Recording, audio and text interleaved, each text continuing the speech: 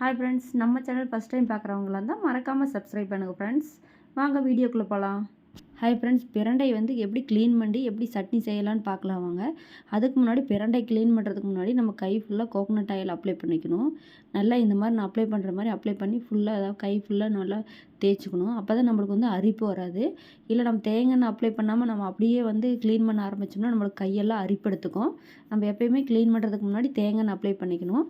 இந்த மாதிரி அடுத்து நான் பிரண்டை எடுத்திருக்கேன் ஒரு கட்டு பாருங்கள், ஒரு கைப்பிடி அளவு எடுத்திருக்கேன்.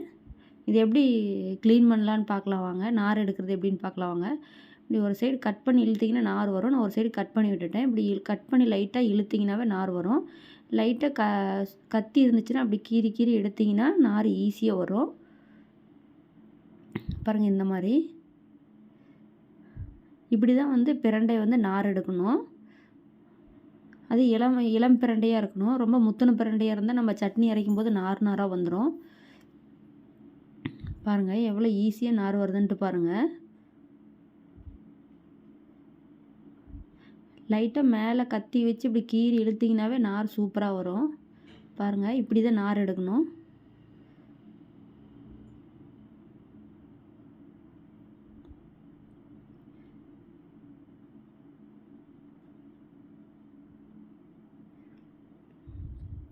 எப்பயுமே வந்து நம்ம பிரண்டை சட்னி செய்கிறதுக்கு முன்னாடி நம்ம இளம் பிரண்டை தான் சூஸ் பண்ணணும்.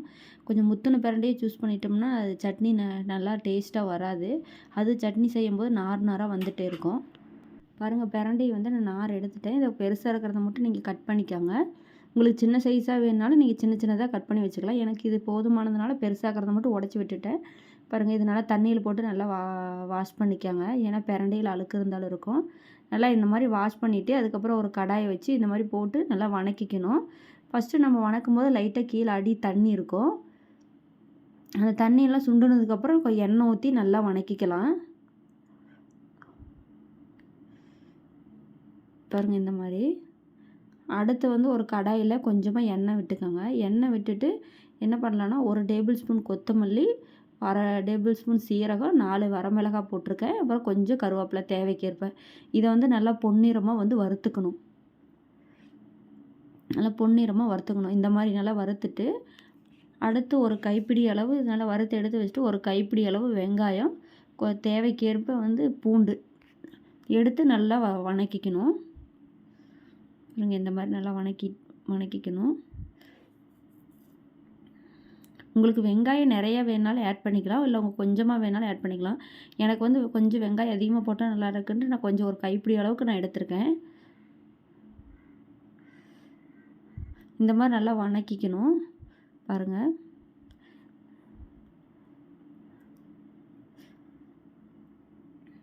வெங்காயம் வந்து நம்ம சீக்கிரம் வணங்கணும்னு நினச்சிங்கன்னா கொஞ்சம் உப்பு சேர்த்துக்காங்க.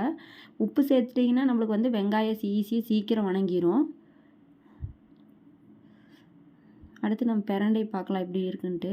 பாருங்கள், நல்லா வணங்கிடுச்சு பிரண்டை. பாருங்கள் எவ்வளோ பச்சையேன்னு இருந்தது பாருங்கள், லைட் கலராக ஆகிடுச்சு. அப்படியே நல்லா வணங்கிடுச்சு. பிரண்டை வந்து நல்லா வணக்குனா தான் வந்து சட்னி வந்து டேஸ்ட்டாக இருக்கும்.